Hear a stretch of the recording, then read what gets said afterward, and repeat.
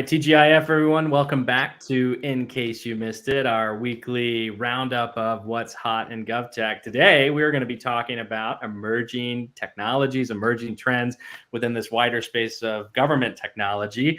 And so we brought back a repeat guest, Bill Eggers, the Executive Director of Deloitte Center for Government Insights, to talk a little bit about the latest trends and things you need to pay attention to in 2024. We were having so much fun in kind of the green room leading up to this. We decided, all right, we're going to have to go live. We're going to have the conversation now here. So, Bill, thanks so much for carving some time out to join us again. Oh, it's so great to be with you as always. So for those that missed you on our last episode that we had you on, where you were talking about your Bridge Builders book, I'd love for you to maybe just shed a little insight on some of your previous work and do a quick brief introduction. Sure. Well, I have been working in the government reform space for over 3.5 decades at this point now, both at Deloitte, at think tanks in Texas, running the eTexas Commission and Texas Performance Review. And I've written a whole bunch of books on government reform, including several on government technology, one called Government 2.0, which came out during the dot-com era, and follow-on book Delivering on Digital, which looked at the digital government transformation era. And my latest book, as you mentioned, is Bridge Builders from HBR. That's great. To continue along that pattern of your writing and your team's work, Deloitte released its latest government trends report in 2024, which we'll provide a link to in the show notes, and as well disseminate that to our audience as much as possible, because I know there's a lot of meat and in that report. But maybe you can kind of walk us through the major 8 trends that you cover in that report, and then how that's contributing to this 10x government of the future. Sure. Well, first, just a little bit of context. Worldwide right now, governments have pretty low levels of trust, historic levels of trust, and often perceived by citizens as too slow-moving or risk-averse. And yet, amidst this pervasive pessimism, we did a global scan of government trends, and it offers reason, I think, for profound hope. We identified more than 200 cases worldwide that offer proof of radical transformation, where government agencies have achieved really quantum leaps, delivering upwards of 10x improvements across areas ranging from operational efficiency to customer experience to mission outcomes. And these are not just theoretical, these are real cases and examples of government achieving this sort of 10x level advances. So one of the things that you like to use is one of my favorite words, exponential. And I'd love to kind of dig into that, because as we think about public sector growth and the ability to keep up with change, often, we are on kind of a linear process of innovating and kind of incrementally getting a little bit better. But as you talk about 10x kind of in the report and dig into, those trends, tell me a little bit about why exponential and why that's now achievable for public sector agencies that may think that that was out of reach in the past. Well, I think first of all, look at the era that we're in. If you look at previous technological revolutions, between when the technologies were introduced, whether it's the steam engine or electricity, and then when we were able to see real sort of transformations in business and government and society from them, it was many decades, oftentimes upwards of 50 years or more. And yet with digital and mobile and so on, that was collapsed. That was more of like a 20 to 30 year sort of cycle. And I think with AI, we will see that happening even more quickly. We are seeing AI on the exponential curve right now over the last few years. And while it will take time to figure out how to incorporate it into all of our operations at the same time, this level of sheer speed and technological acceleration means that governments are going to have to be able to move faster, be much more agile, and so on. And in the report, we did see some just remarkable examples of that sort of agility and getting to the sort of results that would have been hard to even mention ahead of time. One of the ones we talk about is India's Aadhaar, which is their 12-digit unique digital identifier. And through Aadhaar and a whole variety of services that came out of that, they were able to get up to 80% of the population or more going from that was unbanked, getting them banked. And that transformation would have taken, they predicted, over 50 years. And instead, that happened in just 6 years through these digital platforms. So I think it really shows the power of being able to do this, and also the increases in speed that governments are capable of doing. The report covered eight trends. We'll go through just a couple of them, but the first one was this notion of government moving at warp speed. And you've kind of talked about this quickening that we're seeing happen in the public sector right now. But I think you'd agree it's not just about speed, it's knowing about where you're going, right? And having that destination in mind and being set on, what is that objective that you're trying to achieve. What's the role in government, moving at warp speed and the impact that technology can have in achieving that? Well, I think, what you're talking about is the policy making process and decision making process, which traditionally had been, we'd really been doing this in a waterfall fashion, if you look at it. And what that resulted in was a lot of mismatches between actually policy making and execution, and also a long lag times. And what we're seeing now is this notion of agile regulation and policy making. And one example of that we noted in the report is looking at the UK Department of Work and Pension. It's responsible for all the nation's welfare, pension, childcare policy, and it uses a policy simulation model to understand the costs of policy options, the impact of policy changes on claimants' income and poverty. And it integrates a whole range of policy data, administrative data, tax rules, and so on. And that the findings from it really proved instrumental in helping department leaders to move to a universal credit system, replacing 6 existing benefit programs. The model considered projected economic and demographic shifts. It looked at a variety of other factors, and it was used to make tweaks in the universal credit to lower the taper rate. That is the rate at which benefits are reduced as earnings rise. So they were able to use these new tools to have much more agile policymaking, which also resulted in them being able to make tweaks throughout the process as they learned more. So that's a great example of applying this kind of warp speed notion to the policy making and policy implementation process. I love that example. And there's, so much that we can glean from international agencies because we're all confronting the same problem. Another trend that was really standout in the report was around government's role in scaling equity. And I think, this is something that is really unique to the public sector because, government can't shift resources away from underperforming areas. So I'd love for you to maybe talk a little bit about where technology intersects this need to scale equity and kind of how you are seeing that happen today. Well, it's a really exciting area, and that is one again where we did highlight the India's Aadhaar initiative, where they were able to dramatically increase equity through digital platforms. They've empowered marginalized communities, promoted financial inclusion. They were able to spearhead the universal spread of bank accounts, where they witnessed a staggering 500 million new accounts opened under the scheme.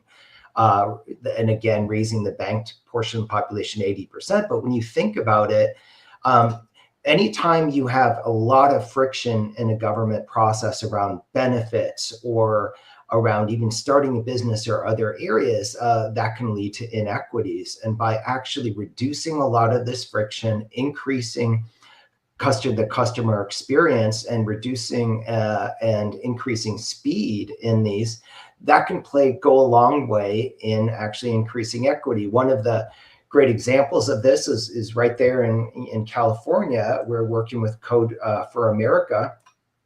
State was able to dramatically take the essentially food stamp applications and radically reduce the size of getting through that, from 50 pages to maybe 2 pages. And that's going to allow more people to get those benefits and to reduce that friction in the system. So I think digital government can play a really, really important role in scaling equity and increasing equity.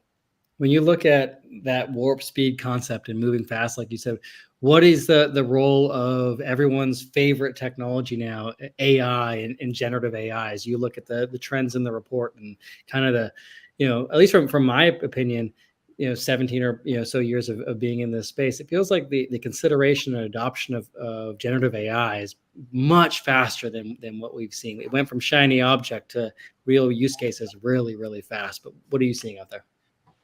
Yeah, first of all, I think within Gen AI, we are seeing a lot of pilots and a lot of examples all throughout government moving very quickly.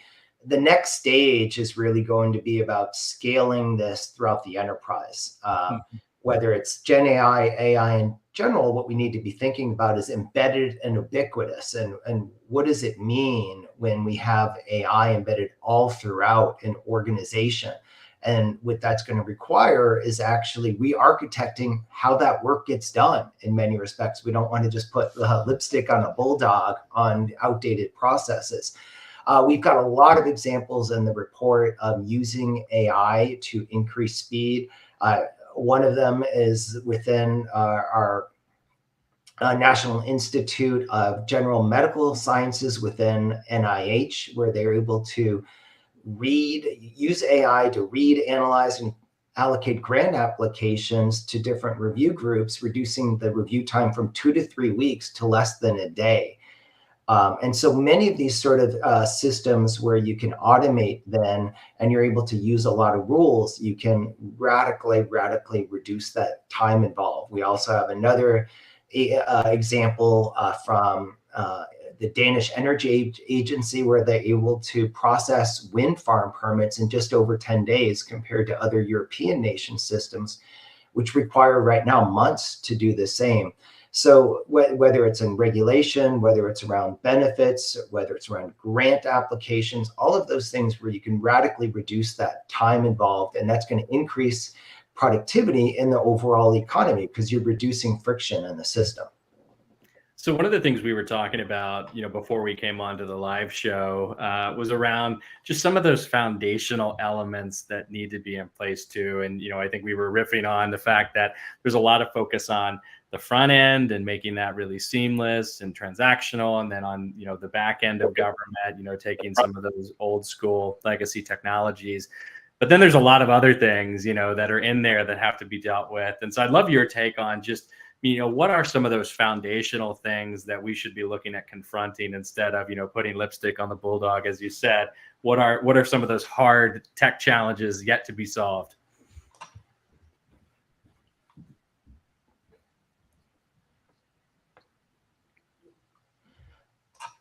I'm sorry, Joe. Got very garbled.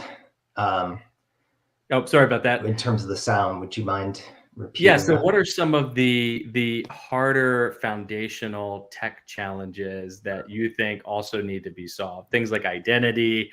What are some of those other dynamics that you think, should be part of the conversation, not just AI?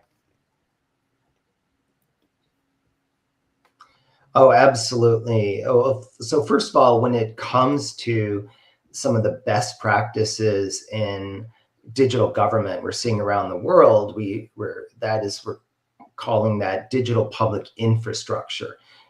Think about the infrastructure we have now, roads and bridges and EV stations and so on. What do we need in the digital era? We need digital public infrastructure platforms, which can really help take government's improvements to a whole new level. And by that, we mean things like payment systems. You need data sharing systems within that. You need identity systems and verifications. One of the examples that we write about in the report is Ukraine's Dia app, which really has revolutionized access to 100 plus government services for over 19 million users. It offers digital passports, driver's licenses, newborn registration, tax filing, banking transactions, all on the same platform. And that is really the future, I think, of digital government. So that's a really key element to bring in. I also say, we continue to have to move a lot of data and things out of these kind of very giant mainframe legacy systems. And there's a lot of new technologies and new tools to be able to do that more quickly and efficiently. So that is obviously a really important part of the technology platform. And then when you look at cybersecurity, what Gen AI is essentially enabling for hackers is to exponentially increase the amount of attacks that they have both in government and the private sector. So we're going to have to continue to upgrade our abilities there using AI within the cybersecurity realm. You'd expect us to be pretty tech heavy, and we've accomplished that so far on this episode. But your report looked at process, it looked at policy, it looked at people. Much like your Bridge Builders book, you also looked at partnerships and how we break down some of those silos that tend to creep in to the public sector. When you looked at those 2024 trends, what changes, if any, are you seeing in the public sector workforce in terms of new ways of operating, new ways of delivering services? Well, from a workforce standpoint, I think there's a number of really, really interesting trends that are happening around the world, which we've been writing extensively about. One of them is the movement towards skills and away from different just degrees. A variety of states now have moved towards skill-based hiring, including Pennsylvania and Maryland and other states within the IT area. We're seeing pooled hiring. We're seeing a lot of rotational workforce programs.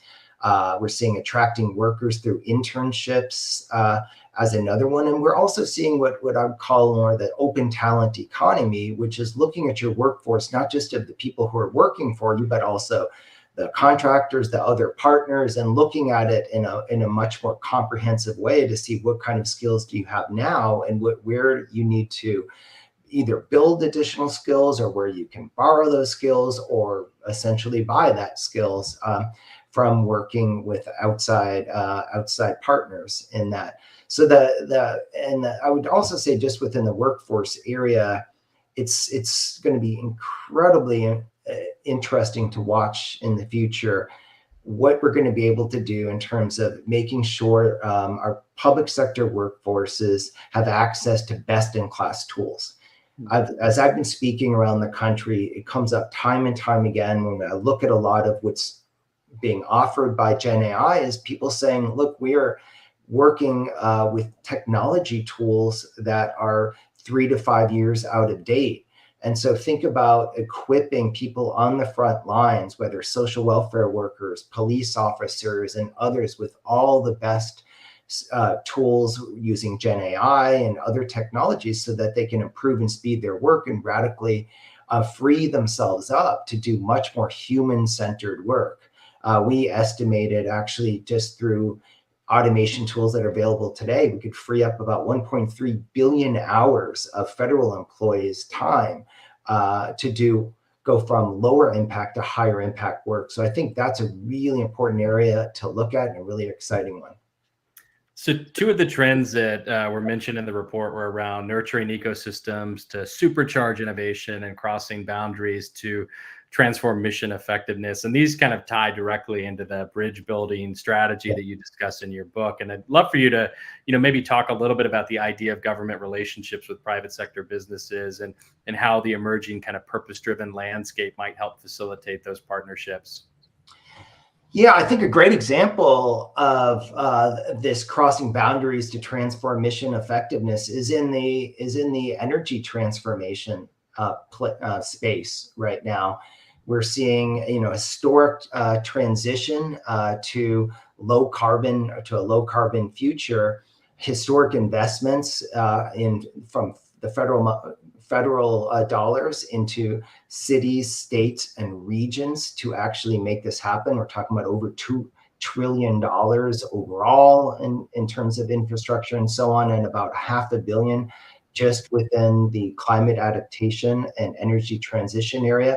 And right there in California, you've got California's regions rising together, where they've divided the state up into over a dozen different regions, and different regions are focusing on different parts of that energy transition, involving the private sector, involving academia, involving nonprofit organizations, economic development organizations, and bringing them all together to focus on that, what they can do really well in those different areas, such as in the Inland Empire, which is sometimes being called Lithium Valley right now, because lithium being an incredibly important element, of course, of EVs and so on. And again, it's the sectors working together in a very concerted way to drive innovation in this space. And I think you can go through all sorts of other areas, whether it's homelessness, which we talked about before, obviously climate adaptation, and just in general in societal innovation. Government has a really important role to play as a catalyst here, and figuring out how to best catalyze and spur innovation in the fourth industrial revolution, which we're in the middle of right now, it was a really key function of government today. You know, you're right in terms of government's important role, and there's a debate depending on who you talk to about when and where and how government should get involved in things, or if at all. And I think you look at some of these things, these wonderful examples that you shared. You see government going down this path of having more data available to them to better spot those areas that may need their intervention, or if there's a big problem to be solved. And although your report didn't maybe dive into this, do you anticipate a move toward more results-based of a government framework in terms of when and how government will step into some of these larger societal problems? Well, we certainly have seen a really big movement towards evidence-based policy, towards results-based government. I actually serve on the advisory board for What Works Cities, which is an initiative where over 100 cities in the Americas are now involved in that, and they actually can get certification according to how well that they've done moving towards a results-based what works sort of model. At the federal level, a number of years ago, they passed the Evidence-Based Policy Act. And the other thing is we have these incredible new tools to be able to look at this, such as digital twins, which can be used around all manner of looking at whether it's disasters or airspace, or even how do you best align between physical offices and online services. And we've also got policy simulation tools, a lot of other tools today that simply weren't possible, we didn't have access to a number of years ago, that I think are going to be really, really important in that space. So, as you look to, the public servants that are in place today, what advice do you have for them when it comes to how to interpret these trends and how to use them? Any kind of words of encouragement or starting points you want to give them? Well, I think first of all, to not be scared about these changes that are happening. It's a lot of change, but we've done a whole series of government jobs of the future, which are up online right now, which actually look at jobs from social welfare workers to emergency response workers to nurses and so on. And we look at, equipped with all of these current the tools that are available now and will be available in the future, how they're going to enable them to really turbocharge how they do their jobs. Now, one of the things that's important in this is to really understand where developments are going from a technology standpoint, from a business operations, and so on. So the Virginia Department of Transportation, as they were looking at the future, the first thing that they did was they said, we needed to now understand what the future of transportation is going to be, looking out 10 years. And then we need to understand what kind of new skills do we need? Where do we need to retrain people? What's a new pipeline of universities that we need to be involved in? And going through that sort of a process is really, really important today for almost every government agency. And then the second thing is you need to then zoom in and look at all of these processes, whether it's around regulation or benefits or policymaking, and how do we re-architect how that work gets done to both maximize efficiency, effectiveness, and the human experience of people engaging with government. So I'm really excited about all of these changes, and we're going to need a whole cadre of bridge builders in the public sector to make this a reality. So, Bill, we'll drop the link to the reports, like I mentioned in the show notes, and in your book as well, to kind of recap people in the earlier episode. But where do individuals go to keep up to speed on those great reports that you've just talked about?